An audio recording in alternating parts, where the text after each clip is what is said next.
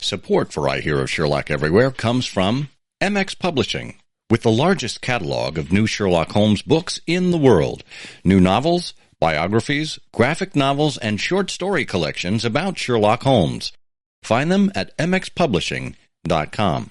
And listeners like you who support us on Patreon or Substack, sign up for exclusive benefits at patreon.com/IHearOfSherlock or IHearOfSherlock.substack.com. I Hear of Sherlock Everywhere, episode 295, Holmes Poirot. I hear of Sherlock everywhere since you became astronomer. In a world where it's always 1895, it's I Hear of Sherlock Everywhere, a podcast for devotees of Mr. Sherlock Holmes, the world's first unofficial consulting detective. I've heard of you before. You're Holmes the meddler, Holmes the busybody, Holmes the Scotland Yard Jack in office. The game's afoot as we interview authors, editors, creators, and other prominent Sherlockians on various aspects of the great detective in popular culture. As we go to press, sensational developments have been reported.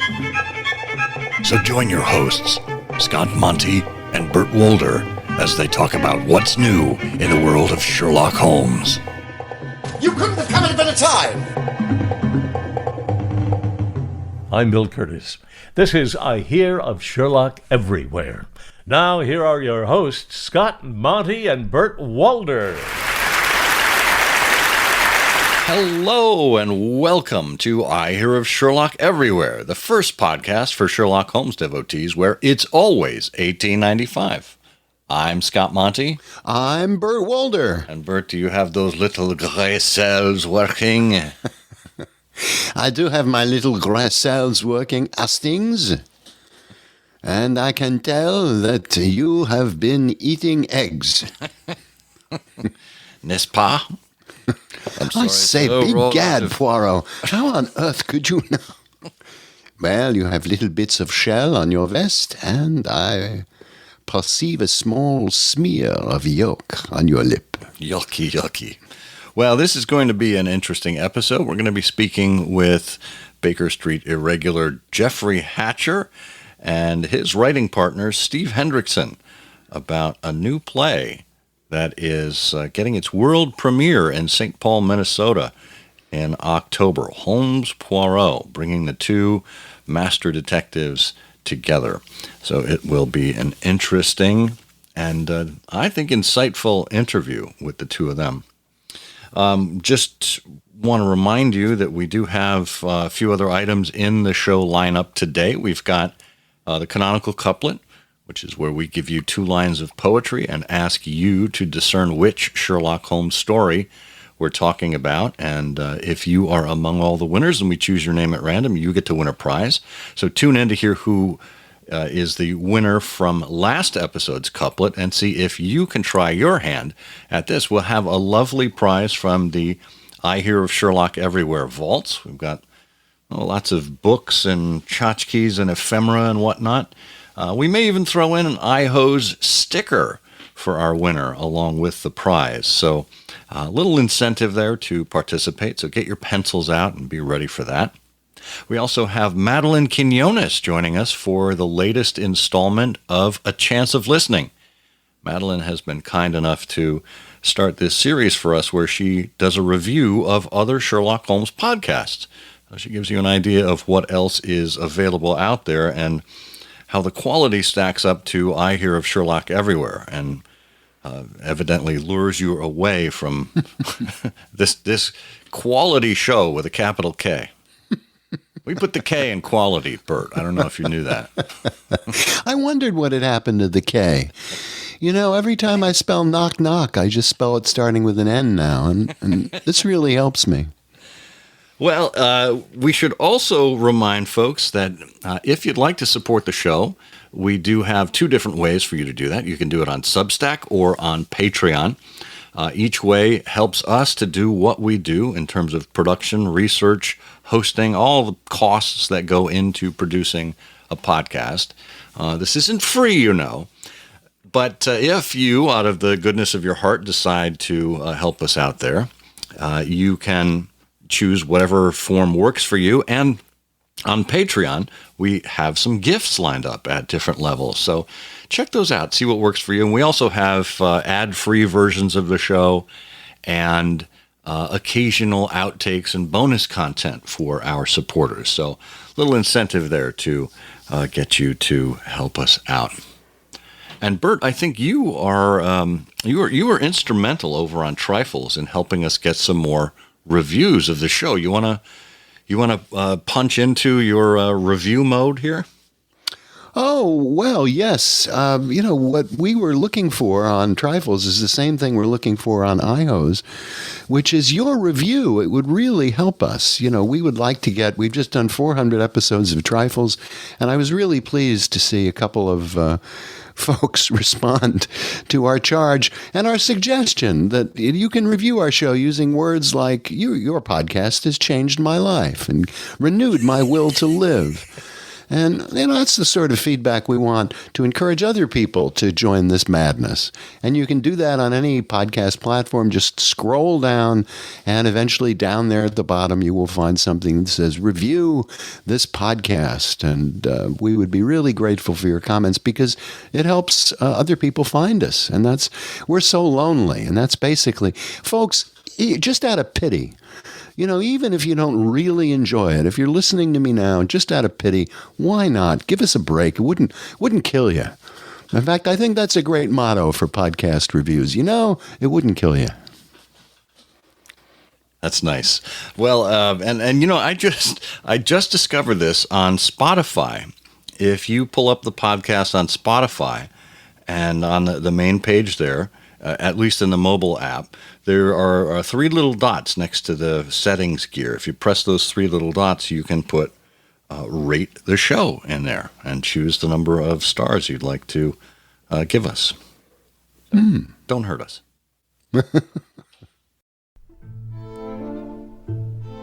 Autumn is here, and with it is an opportunity to revisit some of the books presented at MX Publishing. You'll recall in recent months we've interviewed such authors as Tracy Revels and Christopher Chan. Well, their books are available in the weeks and months ahead on MX Publishing. In addition, you'll be able to check out other pastiches and even a Sherlock Holmes book of puzzles called Shertle. There are audiobooks galore, and of course, don't forget about the MX book of new Sherlock Holmes stories, as David Markham continues his literary editing tour de force in crafting and curating and selecting Sherlock Holmes pastiches from canonically appropriate eras. No matter what your interest is, MX Publishing has something related to it as regards to Sherlock Holmes. And don't forget, every time you buy a book or another publication on the MX Publishing site, MX Publishing will share a meal through the World Food Program, a project that has passed 200 million meals shared worldwide. So find what matters to you and do some social good at the same time at mxpublishing.com.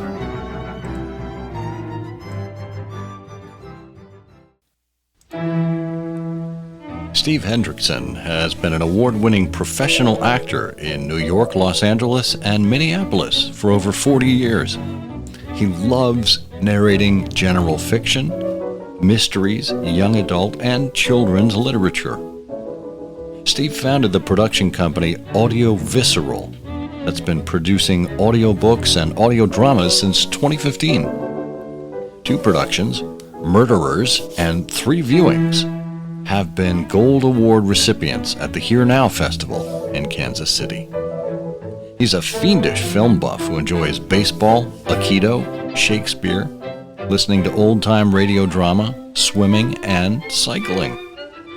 In his time, Steve has survived a Force 10 gale in the North Atlantic, Yale Drama School, and the smothering affection of 4 sisters. He says he'd be hard-pressed to say which was the most frightening. Jeffrey Hatcher is a much-produced playwright and screenwriter. His many award-winning original plays have been performed on Broadway, off-Broadway, and regionally across the United States and abroad. In 2023, American Theater magazine noted that the prolific Hatcher ties for the fifth most produced playwright in America, with 13 plays in production. Previously, he adapted Robert Louis Stevenson's The Strange Case of Dr. Jekyll and Mr. Hyde into a play in which actors play multiple roles. It garnered him an Edgar Award nomination for Best Play in 2010. He wrote the screenplay for the 2015 film Mr. Holmes, starring Ian McKellen. He's also written 2 Sherlock Holmes plays, Sherlock Holmes and the Adventure of the Suicide Club in 2011, and Holmes and Watson in 2018. Now, with Steve Hendrickson, he adds a third with Holmes Poirot. Jeff was invested in the Baker Street Irregulars in 2018 as the 5 Orange Pips. Gentlemen, welcome to I Hear of Sherlock Everywhere. Hello. Great to be here. Well, it's nice to have both of you here with us. And Steve, since you're the newest guest around these parts, we're going to start with you. Where did you first meet Sherlock Holmes? I first met Sherlock Holmes in the 6th grade when I was recovering from the flu. And my father gave me the complete stories to pass the time in recovery. And I remember reading A Study in Scarlet. I mean, I started with the very first one, and was sort of instantly hooked.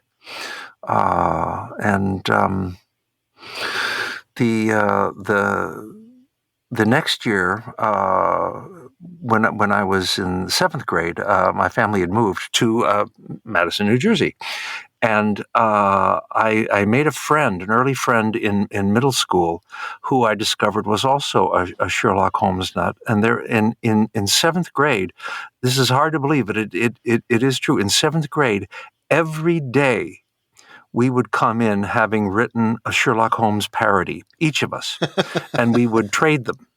You know, some of them were longer, some of them were just a page, but it was the pact that we had to, on top of everything else you were doing, you had to come up with a Sherlock Holmes parody. And I remember doing one of them was in the style of Gilbert and Sullivan. There were I wasn't too mystery literate at the time, but I knew I knew about the Maltese Falcon, so I did a Holmes story that was set in San Francisco, I remember, and most of them were just awful because you had to do one every day. That was the agreement. I did that, and sort of continued to enjoy the stories into my professional career, and then about 20 years ago, I started playing Sherlock Holmes here at a theater in the Twin Cities called Park Square. 4 different times in 2 of the plays adapted and written by Jeff Hatcher, Sherlock Holmes and the Suicide Club, which is based on the Robert Louis Stevenson mystery story, and Sherlock Holmes and the Ice Palace Murders, which is an adaptation of a book by Larry Millett, who is a St. Paul writer and has written a really fun series of Holmes pastiches, all set in Minnesota. That is really fascinating. I don't think we've ever met anyone who was part of a Sherlock Holmes, let's call it a club of sorts, at that early of an age, and that was that intense. Oh, yeah. Every single day. Every single day for the entire year, we would write Holmes parodies. I've lost touch with his name was Dan Stevens. I've lost touch with him. I would love to know what became of him. But, Dan, if you're listening, please email us a parody every day for the next 30 days. But I mean, that kind of cadence, that's the kind of thing that you usually see professional writers commit to, that level of commitment. Yeah, well, it's middle school. You're kind of at that geeky age where it's easy to obsess over things. That was one of a number of obsessions at that age. But yeah, I mean, there's something that's so much fun about stepping into that world and coming up with new ideas and. Yeah, it's called the Great Game for a reason, because it's great and it's a game. There you go. Well, you've already got the spirit of it, so perfect. And welcome to the show, Jeff. Why don't we go over to you? When did you first meet Sherlock Holmes?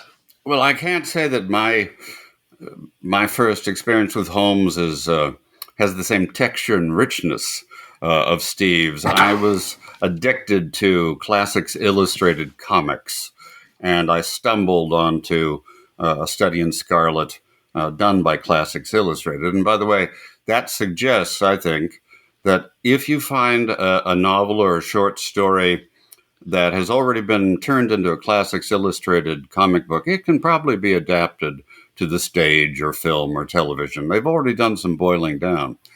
And after I read Study in Scarlet comic book-wise, someone said, well, they have versions of these without the pictures.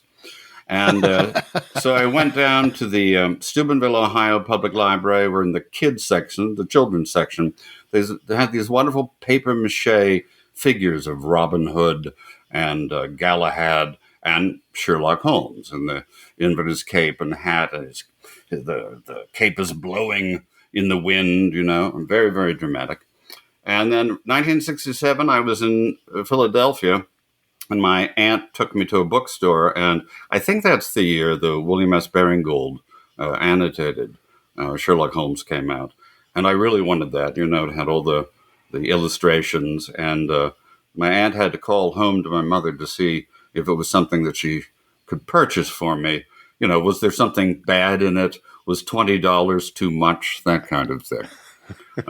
So I stayed in that world, not in the same way that Steve did, for a long, long time. And it wasn't until, say, the last 10 years or so that people have asked, well, would you like to do a Sherlock Holmes film or play or what have you? And here we are. Yeah. It all comes together. Yeah. That's great. So tell us a little bit about your latest project, Holmes Poirot, which is previewing on October 10th and opens to the public on October 12th. Okay. So Jeff and I have done this patter before. So I'll lead off because it kind of starts with me. As I said, I played Holmes 4 times before this latest outing. 3 of them with a wonderful actor in the Twin Cities named Bob Davis, who was Watson. And 3 or 4 times it was Bob and I doing the duo. And then right before the world went into the COVID lockdown, Jeff and I and our director David Ira Goldstein, who happened to be in town, went to see another play at Park Square, which was an evening of Agatha Christie one-acts, and in one of them, Bob Davis played Hercule Poirot, and he was just fabulous. He was so wonderful in the role. And it clearly made an impression, because months later, I had a dream. I dreamt that Bob and I were doing 2 plays in rotating rep. The first play was a Sherlock Holmes mystery that took place, and the dream was kind of specific. It was like 1903, something like that. And then the second play, and the actual nuts and bolts of the mystery and the story were very vague, but it was a Holmes and Watson story. And then the second play took place like 30 years later, and it was Hercule Poirot and his sort of sidekick is a character named Captain Hastings. And they were enmeshed in the same mystery, which had unresolved elements from 30 years earlier. And Bob and I, I was Holmes, Bob was Watson, and then in the other play, Bob was Poirot and I was Hastings, and sort of that was the gimmick. That was basically it. And I mentioned this to Jeff, and he said, yeah, that's actually a cool idea. So we kind of just for fun decided to collaborate on it, and Jeff smartly suggested that rather than have it be two plays, it would just be one play, but Act 1 would be the Holmes Watson story, and Act 2 would be the Poirot Hastings conclusion. And I'll let Jeff tell you about how things went from there. Well, Steve says that we did it for fun. That's screaming nonsense. This is a business. This is a chance to shine. Steve and Bob on stage doing a doubles act and taking the royalties home. No, I thought it was just a fantastic idea. And the obvious question was, how do you pull it off legally? Because Sherlock Holmes only very, very recently, as I recall, is completely in the public domain, at least in the United States, maybe the world, I can't remember. But not Hercule Poirot. Only certain Poirot stories are. So you can't cook up a new Poirot story unless the estate says yes to it. So it happened to be that at this time, Murder on the Links, one of the first wave of Poirot novels, went in the public domain. And so I read it. And in the story, there is a reference to a crime that took place about 20 years before, that took place in Paris, and the murderer got away with it. And that this crime from 20-some years ago has a great impact on the plot of Murder on the Links. So I thought, all right, we will retrofit that. That will be the Holmes-Watson part, Act 1, and then we will adapt most specifically the plot of Murder on the Links for Act 2. And, aside from, Steve's quite right. The great fun is seeing Steve and Bob play one set of detectives and then switch over and play the other set, because you get to play with friendship, who's the sidekick, who's the boss, etc. But we also have another 7 actors who are in both shows. We have, of course, there are inspectors, there are femme fatales, there are murder victims, and there are lots of echoes and rhymes and chimes as you go from Act 1 to Act 2. And the fact that Steve hadn't dreamt up an actual plot, although initially a frustrating thing, Steve's like a producer. A producer says, I got an idea. Boy meets girl. And but Murder on the Links fits. You take it from there. Yeah, exactly. But it gets us to we allow to play with the idea of what happens when a person ages 20 years. What happens when a person has a child who grows up 20 years, and also playing around with the way audiences expect us to have fun with things like doubling. Audiences understand doubling as a necessity, mostly economic in the theater. But they also understand it when it's done thematically. And here we're trying to have some fun with what an audience thinks we're trying to do when we double characters in 2 stories over 25 years. Oh, that's wonderful.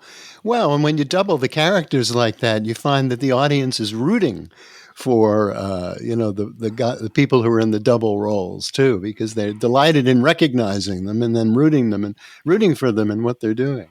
Yeah, there's something about an audience that really, forgive me, there's something about an audience, they really love seeing actors be able to do their stuff. And I think most of us of a certain age remember things like Nicholas Nickleby and the dazzle of seeing those actors come on stage and reveal all the people they'd been playing, and we weren't always sure. Yeah, it's fabulous. But what about you mentioned earlier, you've got the sidekicks and the masterminds, but they're both very different detectives. But I'm curious about the sidekicks. Watson is, as you all know, Watson is frequently lampooned as saying not more than "Holmes, you astonish me perpetually," and Hastings, is frequently lampooned as saying "Egad, Poirot." But how did you? What was your thinking about the sidekicks and developing them for the stage so that they're more than furniture? Well, Steve, since you play Hastings, maybe you can bounce off the idea of what Hastings does in Murder on the Links that then we bio-fed back into Watson. Yeah. Well, I can't.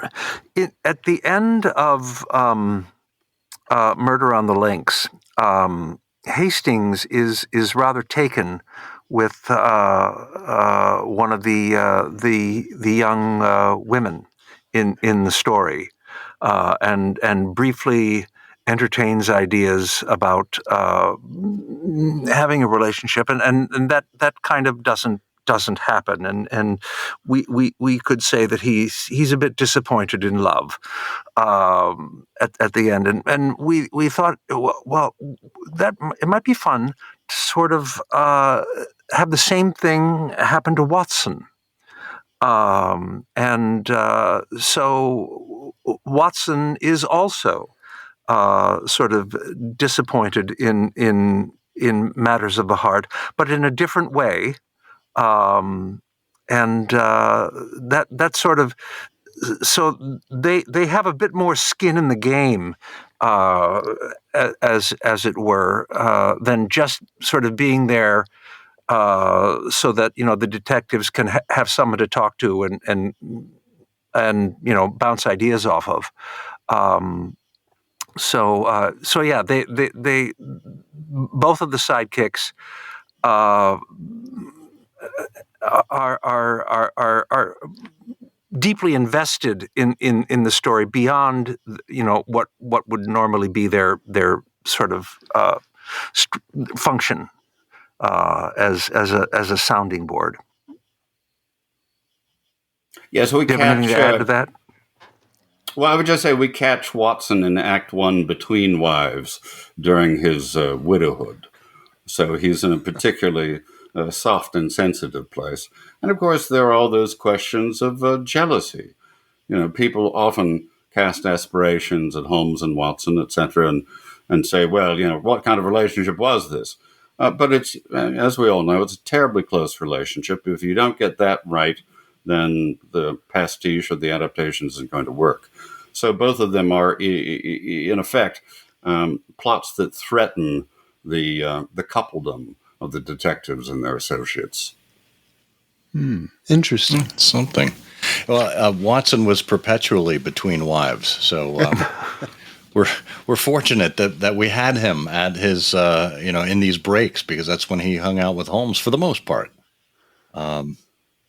So, I mean, it seems like in addition to dealing with the mysteries in each act, the mysteries that are part of the stories, this is really a jigsaw puzzle for you as a playwright to put together, to manufacture. I'm having trouble just kind of keeping the concept straight in my head. But how did you kind of keep all of these balls in the air and find yourself exactly where you needed to be at the end? Well, I think with so many things, it's a question of what you eliminate and what you keep. If you have a full-length novel like Murder in the Links, and you've really only got 50-some minutes to deal with the practicalities of the plot, you have to eliminate a lot of things. You want the audience to be able to think of 7 major plot points or clues, as opposed to 14 or 15, the way it might be in a book like that. Although both plots do hinge on the same killers and the same victims, you don't have to be carrying through the clues from one to another.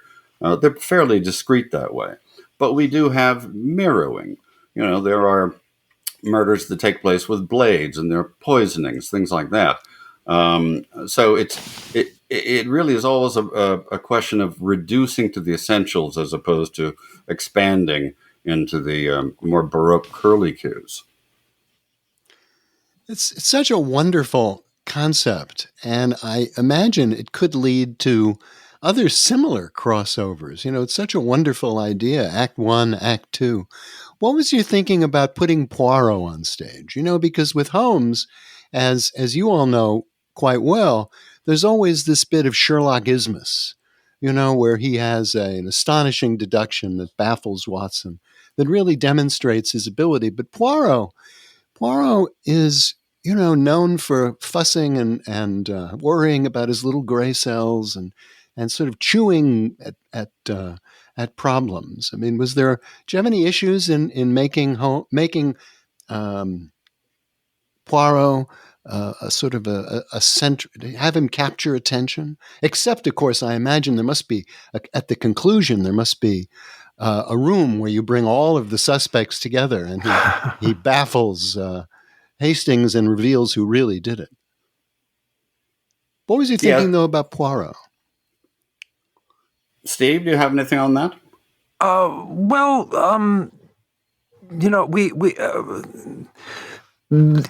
Poirot's different, and you're right. There is a fastidiousness to him, which is very endearing. But we were able to find a couple of "Mon Dieu, I've been an idiot," the sort of moments of revelation, which audiences love, and Poirot's the smartest man in the room, and he realizes something, and you're kind of going, what did I miss? What did I miss? And you have to wait for it to be revealed, and then you kind of go, oh well. I think stylistically, the differences are that in a Holmes story, there's always some version of Dr. Mortimer's stick, right? And people who really dig this stuff always want him to tell you why he knows you were an Aberystwyth on Wednesday. And, you kind of have to do it. It's like Bond walking into M's office through the double doors of Moneypenny's office. So, you have to prove your bona fides by that. Poirot isn't quite like that.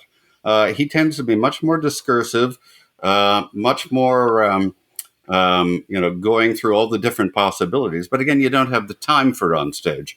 So I would say that in this one, Poirot is on instinct and impulse. He's no less intellectually involved, but he's more sprung. He leaps to things more quickly. And yes, we do have a big denouement with all the suspects towards the end. But in both cases, the detectives are able to do the what I heard Peter Falk once describe as Irving the Explainer. And we get to see the flashbacks of what really happened, et cetera, et cetera. And is there an echo with Holmes at the conclusion, or have we just left Holmes completely aside when we're in Act 2? Oh, no. There's Holmes. The challenge for Act 1 was how do we show that Holmes has solved the case, but yet the case is unresolved, so that there's something for Poirot to deal with. That was a challenge, and I'm rather pleased with what we came up with. And Holmes, the long arm of Sherlock Holmes reaches across decades to sort of help Poirot find the final solution. And there are echoes of Mycroft Holmes in the story. I don't want to give it away, but there are some nice resonances and reverberations that are still thrumming 25 years later when Poirot is sussing it out. In part because Watson has written up the case as one of Holmes's failures, and for that reason, it's not well known. But there is an account to be read by Watson, and as it turns out, there's an account to be read by Holmes. And that has a particular poignancy for me because my code name at the BSI is the 5 Orange Pips. So I'm named after a big damn failure. Those Openshaws, they kept dropping like flies. And Holmes's attitude is like, oh, well, what are we having for dinner? Wow. So, Jeff, this is your 5th Sherlock Holmes work. Of course, we had Mr. Holmes, which you did the screenplay for, Holmes and Watson, The Suicide Club, The Ice Palace Murders. Am I missing any in there? No, I think that's the bunch, yes. As you continue to revisit this subject, I mean, look, it's clearly one that is rich with content for you, rich for your imagination, because it's a palette against which you, or a canvas against which you can take your considerable palette of talents. How did you find this project compared to the other ones you've worked on? Well, this was fascinating because, of course, Steve and I are friends, and we've worked together a lot. Aside from the Holmes shows, Steve's been in, another 5 or 6 plays of mine over 20-some years. And when we decided to write it together, you have to find a way to do it. And so what Steve and I would do is we'd sit down and say, well, we know what's going to happen in this scene. We'd talk out the details. And then we'd improvise and record everything. And I have a wonderful assistant, Captain Hastings, and she goes home and types it all up. So the two of us would be acting, switching voices. But Holmes, how could you possibly realize that? Ah, my dear friend, you cannot see that in Sri Lanka on Thursdays there is only one bird that... and so by her having to listen to this, she must have killed herself 100 times. But I think part of the great joy is, of course, it's a challenge, and you're able to shift gears all the time. I mean, sometimes Steve would improvise as Holmes and I as Watson, or sometimes we'd switch off, which is, it's like being a character actor. You're suddenly talking in somebody else's voice. So that's great joy. And the fact that we could do the 2 parts, well, it's all puzzle mystery kind of stuff. So, that wakes you up too. I think if somebody said you have to write 5 Sherlock Holmes plays in a row, you'd just go, oh my God. So, every time something like this comes up, there's got to be something really special about it that says, will this add to the loose canon that runs alongside the canon, or is it, copycat land? Because a lot of us can do the copycat stuff. We've kind of internalized the way Holmes and Watson speak. But, why do it when there are already 50-some originals that are fantastic? You've got to find something else to bring with it. But it's got to be something that fits within your respect for the canon. I mean, I'm not a fan of those shows where they turn out to hate each other, or, one's trying to kill the other, or stuff like that. I'm one of those people who didn't like Wicked because, it made the Wizard of Oz into Hitler. So, I like thinking that somehow our world lives within Conan Doyle's world. Oh, I like that. Our world lives within Conan Doyle's world. Yeah. Well, it's a wonderful concept, and I can imagine that this is going to be very attractive to audiences beyond the Park Square Theater, because Holmes and Poirot, you've got an opportunity to appeal to people who are fans or intrigued or who understand either one of these characters, and having both in an evening is going to be delightful. And we should note the Park Square Theater has a special club called the Mystery Producer Club. And it's made up some very lovely people who they donate lots of money. And it's either to support the production of a mystery every year or to commission a mystery. And so they've really made it part of their season for now about, 12, 13 years. And so it's a theater and an audience that really really loves this stuff and invests in it. Fabulous. That is great. And I do have to acknowledge, Jeff, that's the first time I've ever heard pastiches called the loose cannon, and I love it. Loose cannon.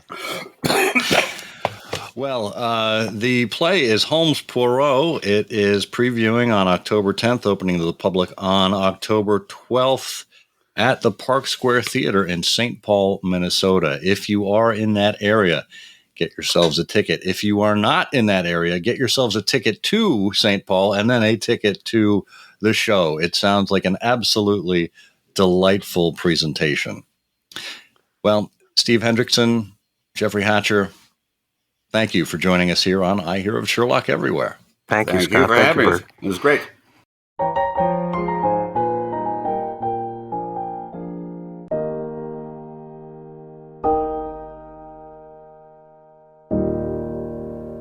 You know, I just loved our conversation with Jeff and Steve. You know, and you know, the fact that they're both actors in addition to being writers. But I think the whole concept of Holmes Poirot, it's something genuine, at least to me, genuinely new and interesting, bringing these kinds of two characters together over an interval and stitched together, you know, with the same crime, the same event, dealing in the second act with its echoes, and yet each being satisfying, and their knowledge and their enthusiasm and their respect for these respective canons, you know, the Poirot and the Holmes canon. And it's so much fun for the actors and the audiences. And their process, you know, their acting and recording and creating with each other, how they do that, and their whole love for the story and respect for the audience. I think it was just one of the best discussions with a creative pair that I think we've had. I mean, what is there for me to add to that? I think the only thing you left out was their favorite breakfast cereals. I think it's shredded wheat, which I found odd. Because it's so plain, you know. Well, it works as a great cleanser when you're trying to scrub the sink out. No, I agree with you on every one of those points, and I think this, as you say, the respect and knowledge of the canon, that really comes through. And I think that's what makes it most convincing, is that these two friends, and they did approach it as friends, not just as working colleagues, much like Holmes and Watson, friends and colleagues. They brought this knowledge to bear for this play, and I just think it's going to work marvelous. And this premiere, although it is only playing for about a month in Minnesota, I see a rich and bright future for it across the country. Well, let's turn things over to our local correspondent. It's A Chance of Listening with your correspondent, Madeline Quinones. Hello, everyone. I'm Madeline Quinones, and I am here today to talk about a couple of podcasts focused on BBC Sherlock. The funny thing is that neither of them cover the whole show, but between the two of them, you can almost cover the whole show, which is funny considering just how short Sherlock actually is as a TV series.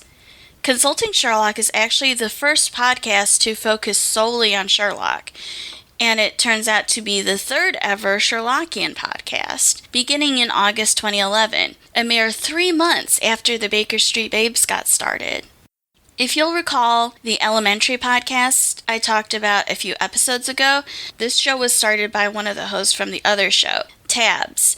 Rather than have one co-host in this show, she has several, Emma, Kim, Heidi, and Scott. Tabs and Emma are Sherlockians, but the other three are not, so there is a range of perspectives. Unfortunately, Consulting Sherlock didn't make it to the end of the second season, stopping short with the Hounds of Baskerville. The Sherlock podcast began in 2014 with the airing of Sherlock's third season and was hosted by Ian McKinnon and David Vox Mullen. The Sherlock podcast was part of a podcast network called the DVM Production Empire that covered a variety of TV shows and other media. This one actually has a fan base, which, as far as I can tell, was not the case for other podcasts doing the same thing. but being part of a network probably helped. Listeners sent fan mail and even voicemail, and the hosts, who only had pop culture knowledge of the canon, would get regular emails from a dedicated Sherlockian. The show was actually big enough to net none other than director Douglas McKinnon for an interview, and that was a fun listen. But the podcast also ended when Sherlock did, having no new material to keep it going. The interesting thing to me is just how many podcasts there are out there that review these TV shows episode by episode, including one that I couldn't find but know existed at some point. There have been 6 podcasts in total that have reviewed either Sherlock or Elementary episode by episode. And in the future, we'll get into a few more podcasts that review other Sherlockian adaptations episode by episode. But that is for another time. Well, Bert, I don't know about you, but I'm always delighted when Madeline joins us because she brings a perspective that we don't necessarily have. I don't listen to all of these other podcasts, so it's really helpful to have somebody out there who has her ears on the street. No, wait, her eyes on the road? No. How does this work? It works well. It's a wonderful window into what else is going on that, otherwise you'd never know. Because you're right, there's so many alternatives. And, and I think she has a great sense and a great perspective on what makes these shows, special and different and what to watch out for. Or listen out for.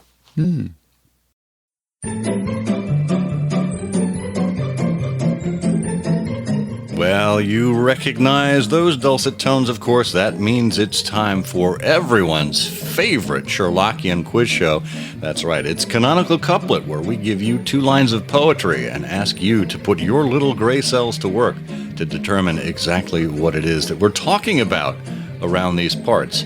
Bert, I know your gray cells have been put to the test today. There may be a few left, so I'm going to ask you to put them to work in helping me identify this couplet. A curious message smote an old man's heart, and on it Sherlock tried his prentice art. Okay, Bert, put that gray cell to work for us, will you?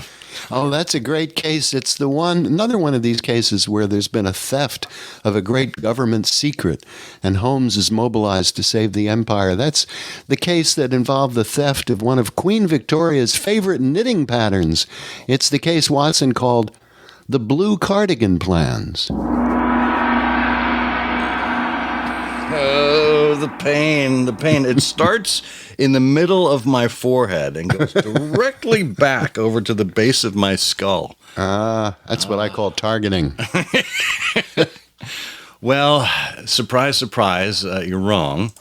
What? Yeah, I know, right? Impossible. So, I've got another surprise, too. I don't know how to break this, but Eric Decker's joined in. He said, I've solved it. This was one of Holmes and Watson's more popular mysteries.